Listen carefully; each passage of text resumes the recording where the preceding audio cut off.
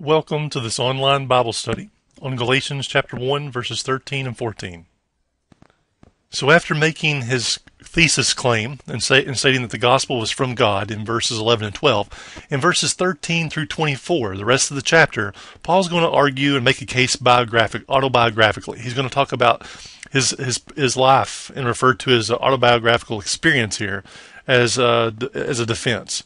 But in verses 13 through 14, we're going to first look at Paul's life before his conversion. And we're going to see what happened there. So let's read those verses together.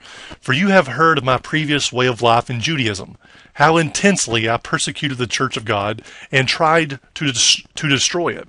I was advancing in Judaism beyond many of my own age among my people, and was extremely zealous for the traditions of my fathers.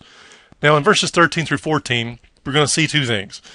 We're going to see that he persecuted the church, and we're going to see that he was advancing in Judaism. So let's talk about how he persecuted the church. You know, if you notice there, and he talks about he intensely persecuted the church of God, and he tried to destroy it. The phrase seems to indicate the violence, even the savagery, with which he set about this grim persecution work. What he tells us here, we can supplement from the book of Acts. We can look to Acts and see more. He went from house to house in Jerusalem, seized any Christians he could find, men and women, and dragged them off to prison. We see that in Acts 8. When these Christians were put to death, he cast his vote against them. In other words, he was all for them being persecuted, all for them being put to death in those cases. He cast his vote against them. And he was not satisfied. I mean, his intensity here at persecution was so intense that he was not even satisfied with persecuting the church. He was actually bent on destroying it, as we see in verse 13. He was determined to stamp it out. He wanted to eradicate the church. He wanted it to end. He intensely persecuted the church.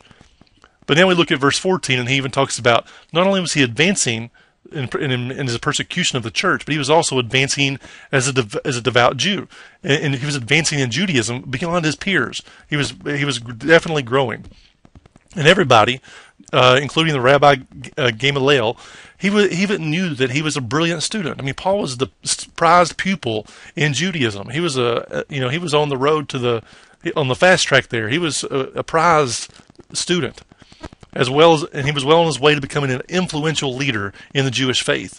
His personal religious life, his scholarship, and his zeal in opposing alien religious faiths all combined to make him the most respected young rabbi of his day.